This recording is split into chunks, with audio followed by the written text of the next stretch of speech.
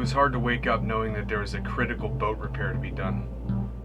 We only had 3 hours in the morning to fix our boat. If we didn't, we'd have to submit what's called a casualty report.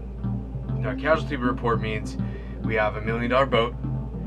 The people that work on it can't fix it. Now we have to bring it to civilian contractors. They're going to charge upwards of $50,000, probably more, to fix it.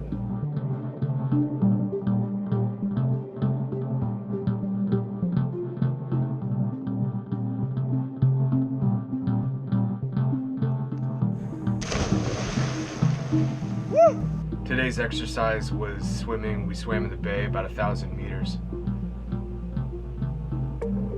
After the swim, we started working. Time was ticking away. I think that to better understand the situation, I'm going to have to take you back a few years. The Navy had a big idea. They wanted to find a group that could work alongside Marines as they do what they do. They asked regular sailors to raise their hands and volunteer for this program, but only a few people raised their hands. The next problem was getting boats. We found our boats at a Navy boatyard and they were busted up. The boats that we have right now were used in Iraq and Afghanistan, and they were used very often. And it was up to us, those that volunteered, to fix them.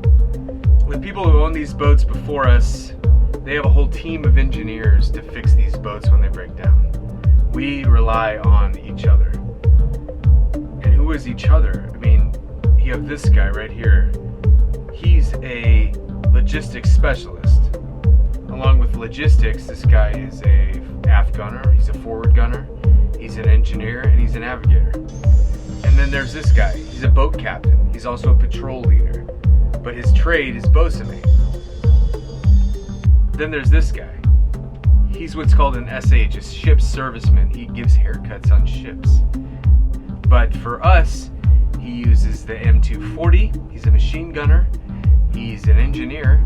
And he's basically taking control of this whole operation that we have right now. This guy right here is also a bosun mate, but he's our communications guru. He's also our M240 Bravo guru, which means he's a machine gunner. And he's also a navigator. This guy's trade is cooking. But for us, he's a boat captain. He drives the boats, he's qualified in everything else as well. Starting starboard eye! And I'm a quartermaster. I haven't really done my job as a quartermaster in about 3 years. My main job is I'm the forward machine gunner on the lead boat. So basically what that means is if there's a bad guy out there and the bad guy sees me, it's a bad day for him. It was time to turn on the boat. We're all very nervous. We have an audience waiting for this, because if it doesn't work, like I said before, there's $50,000 going down the drain. There's $50,000 going to civilian contractors.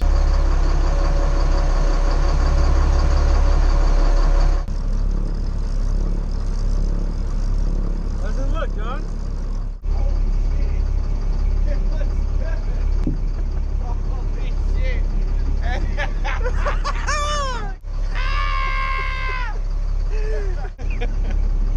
It's looking good, sir. It's looking good. Shut her off before she breaks!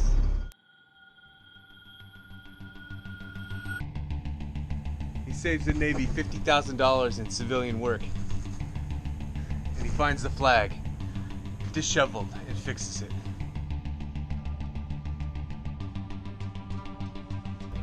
This wasn't an intellectually stimulating event. This wasn't a physically overwhelming situation.